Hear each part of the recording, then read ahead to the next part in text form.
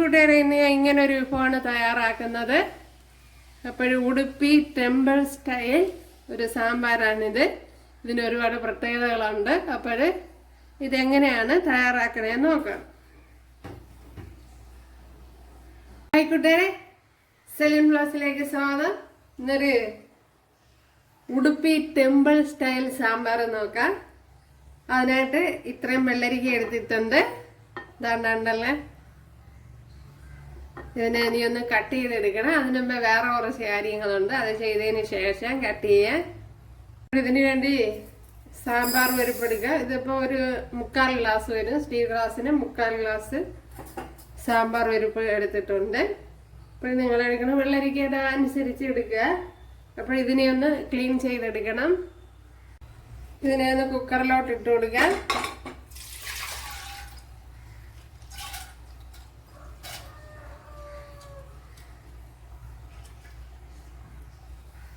കുറച്ച് വെള്ളം കൂടി വേണം.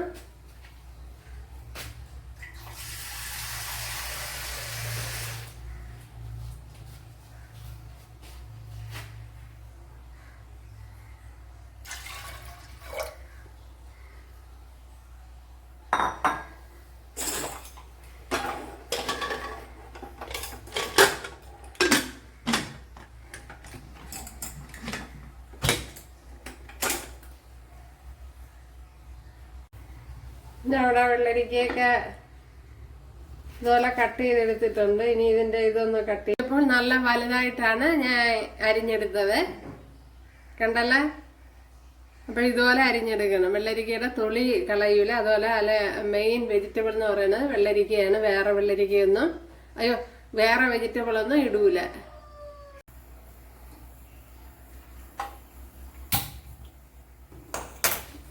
അപ്പോൾ ഞാൻ ഇവിടെ വെള്ളരിക്കയെല്ലാം ക്ലീൻ ചെയ്തെടുത്തോണ്ട് വന്നിട്ടുണ്ട്, കണ്ടല്ലേ.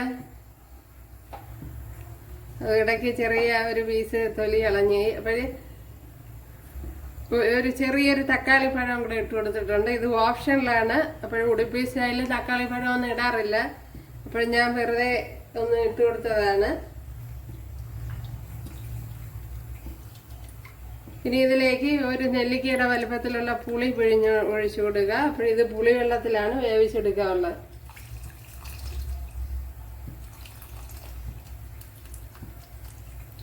ഓക്കെ, ഇനി നോക്കിയിട്ട് ആവശ്യമാണെങ്കിൽ പിന്നീട് ഒഴിച്ചു കൊടുക്കുക. ഇനി മഞ്ഞൾപ്പൊടി ഇട്ട് കൊടുക്കുക.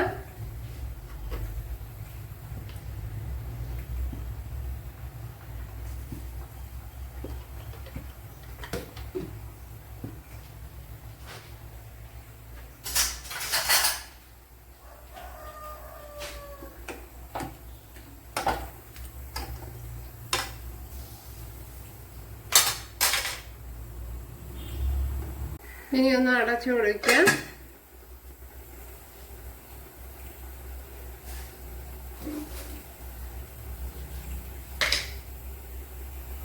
അതേപോലെ ഉപ്പിട്ട് കൊടുത്തില്ല.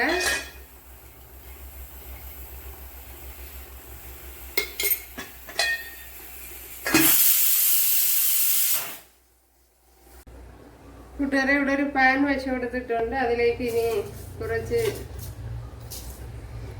ഇൻഗ്രീഡിയൻസ് ഇട്ട് കൊടുക്കണം. ഇപ്പോഴും വെള്ളമയമുണ്ട്. പാനിലെ വെള്ളമയമൊക്കെ മാറിയിട്ടുണ്ട്. അതിലേക്ക് ഇനി 1/4 ടീസ്പൂൺ ഉലുവ ഇട്ട് കൊടുക്കുക.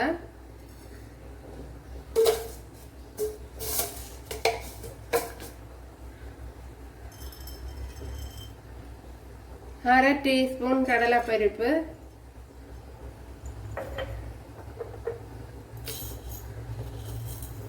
1/2 ടീസ്പൂൺ ഉഴുന്നുപരിപ്പ്,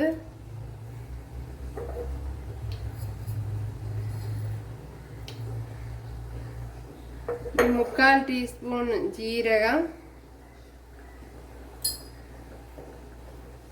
4-5 വറ്റൽമുളക്.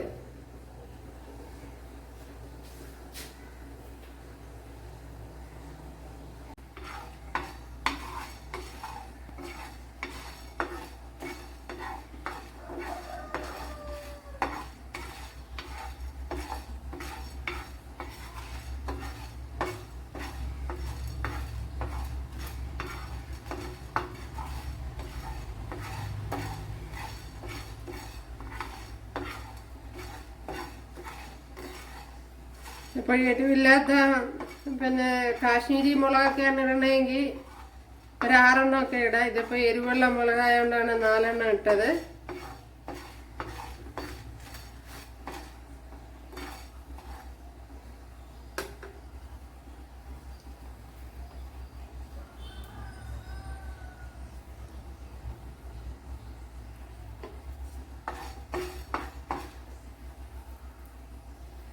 ഓക്കെ, ഇത് തന്നെ മതി. ഇനി 1 ടേബിൾ സ്പൂൺ മല്ലിയോ മല്ലിപ്പൊടിയോ, അത് നേരത്തെ ഇട്ട് കൊടുക്കണം. ടേബിൾ സ്പൂണാണ്. ഇപ്പോഴും മല്ലിയാണെങ്കിൽ നേരത്തെ ഇട്ട് കൊടുക്കണം. ആദ്യമേ കടലപ്പരിപ്പൊക്കെ ഇട്ട സമയത്ത് ഇട്ട് കൊടുക്കണം. ഇതിപ്പോൾ മല്ലിപ്പൊടി ആയതുകൊണ്ടാണ് ഏറ്റവും അവസാനം ഇട്ടത്. മല്ലിപ്പൊടി ആദ്യം ഇട്ടാൽ കരിഞ്ഞു പിടിക്കും. ഇപ്പം ഞാൻ തീ ഓഫ് ചെയ്തിരിക്കുകയാണ്. ഓഫ് ചെയ്തിട്ടാണ് മല്ലിപ്പൊടി ഇട്ടത്.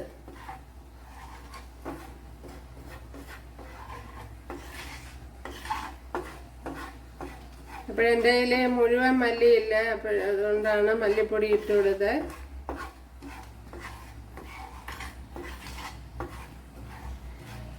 അപ്പോഴിതിനെ ഇനി മിക്സിയുടെ ജാറിലോട്ട് മാറ്റാം. തണുത്തതിന് ശേഷം മിക്സിയുടെ ജാറിലോട്ടാക്കിയിട്ടുണ്ട്. ഞാൻ അത് ഫൈനായിട്ട് പൊടിച്ചെടുത്തുകൊണ്ട് വന്നിട്ടുണ്ട്. അപ്പോഴിതിലേക്ക് 1 ടീസ്പൂൺ, എനിക്ക് നോക്കട്ടെ, 1.5 ടീസ്പൂൺ എരിവില്ലാത്ത മുളക് പൊടി ഇട്ട് കൊടുത്തിട്ടുണ്ട്. ഇതിലേക്ക് ഇനി 1 ഗ്ലാസ് തേങ്ങ തേങ്ങ ചിരകി എടുത്തിട്ടുണ്ട്. അതും കൂടി ഇട്ട് കൊടുക്കാം.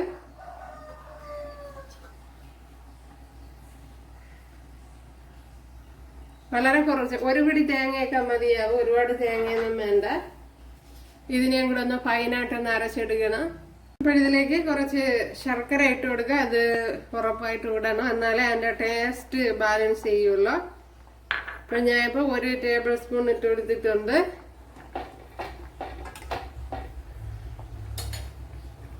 ഇനി പരിപ്പ് ഇട്ട് കൊടുക്കാം.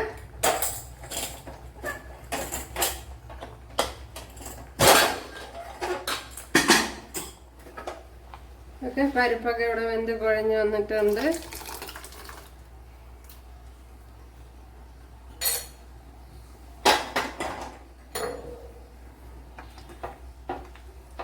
അപ്പോഴേ വെള്ളരിക്ക പുളിവെള്ളത്തിലാണ് വേവിക്കണേന്നുള്ളത് കൊണ്ട് വെന്ത് ഉടഞ്ഞു പോകൂല.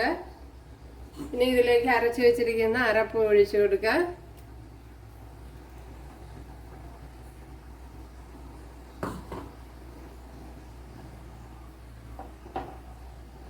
ഇപ്പോൾ തക്കാളി ഓപ്ഷനിലാണ്, നിങ്ങൾക്ക് താല്പര്യമാണെങ്കിൽ ഇട്ട് കൊടുത്താൽ മതി.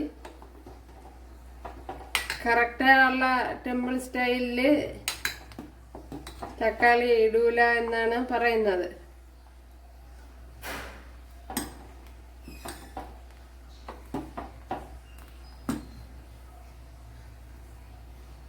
ഇനി ബാക്കി മിക്സിയുടെ ജാറിയിരിക്കുന്ന അരപ്പൂടെ ഇട്ട് കൊടുക്കാം.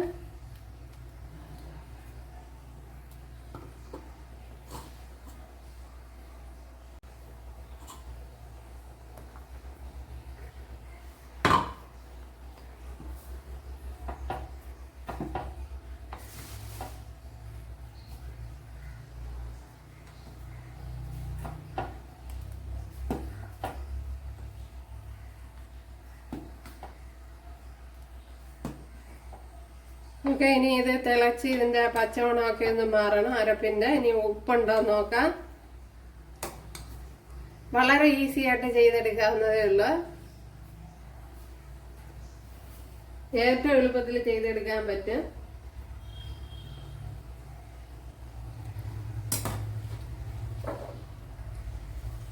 ഉപ്പ് ഇല്ല, ഇട്ട് കൊടുക്കാം.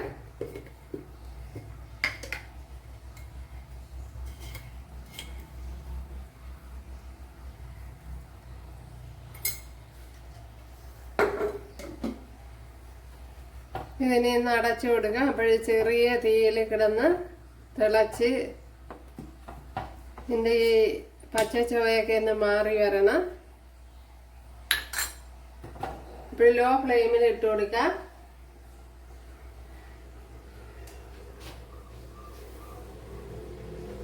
അതുപോലെ പൊങ്ങി കളയാതെ ശ്രദ്ധിക്കണം. പൊങ്ങി കളഞ്ഞാതെ ശ്രദ്ധിക്കണം. ഇങ്ങനെ അടച്ചു വയ്ക്കണം. ഓക്കെ, ഇവിടെ കുറെ വിടവിട്ടിട്ട് അടച്ചാൽ പൊങ്ങി കളയില്ല. നമ്മുടെ സാമ്പാറൊക്കെ ഇവിടെ തിളച്ച് അരപ്പൊക്കെ നല്ല കുറി വന്നിട്ടുണ്ട്. ഓക്കെ, ഇനി ഇതിന് ഒന്ന് കടുക് താളിക്കണം. ഇപ്പോൾ നല്ല ടേസ്റ്റ് ഉണ്ട്. ഇഡ്ഡലിക്കും ദോശയ്ക്കും ചോറിനും ചപ്പാത്തിക്കും ഒക്കെ കഴിക്കാൻ നല്ല പറ്റിയ ഒരു കറിയാണ്.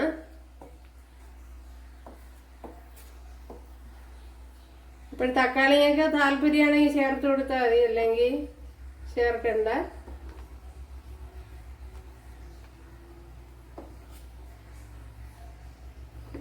ഒക്കെ ഇനി ഇതിലേക്ക് ഓയിൽ ഒഴിച്ചു കൊടുക്കാം. ഇനി ഇതിനകത്തും കുറെ ഇൻഗ്രീഡിയൻസ് ഒക്കെ ചേർത്ത് കൊടുക്കണം. അപ്പോൾ 1.5 ടേബിൾ സ്പൂൺ വെളിച്ചെണ്ണ ഒഴിച്ചു കൊടുത്തിട്ടുണ്ട്.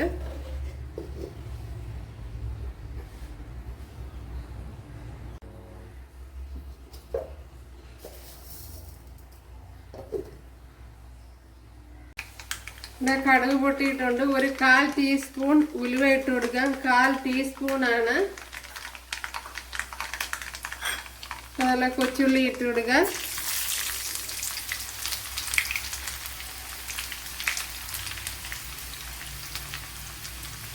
അപ്പോൾ നമ്മൾ ആദ്യമായിട്ട് ഇൻഗ്രീഡിയൻസ് ഒന്നും കൂടി പോകരുത്. അതായത് കടലപ്പരിപ്പ്, ഉഴുന്നുപരിപ്പ്, ജീരകമൊക്കെ ഇട്ടല്ല, അതൊന്നും കൂടി പോകരുത്.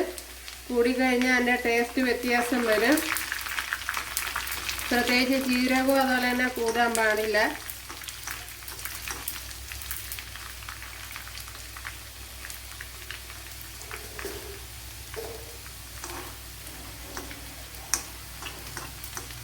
അപ്പോൾ ഇഡ്ഡലിക്കും ദോശയ്ക്കും ചോറിനും ചപ്പാത്തിക്കും ഒക്കെ കഴിക്കാൻ പറ്റിയ നല്ലൊരു വിഭവമാണ്.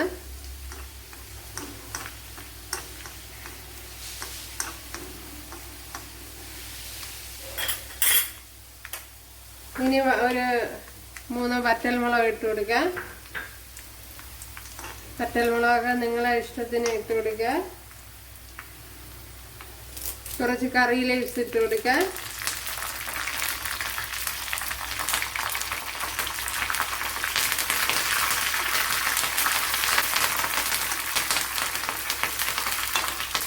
ഇനി കുറച്ച് കായപ്പൊടി ഇട്ട് കൊടുക്കാം.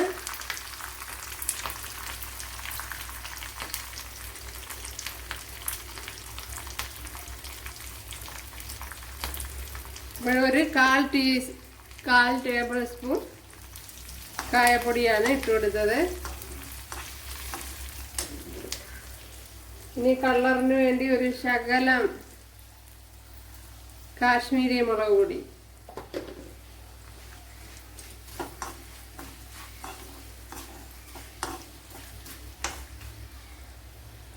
ഇനി ഒഴിച്ചു കൊടുക്കുക.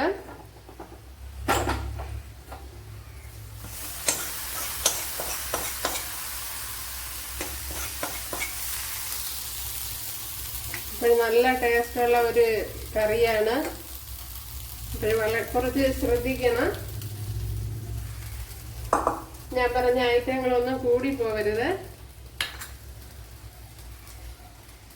നല്ല ടേസ്റ്റ് ഉണ്ട്.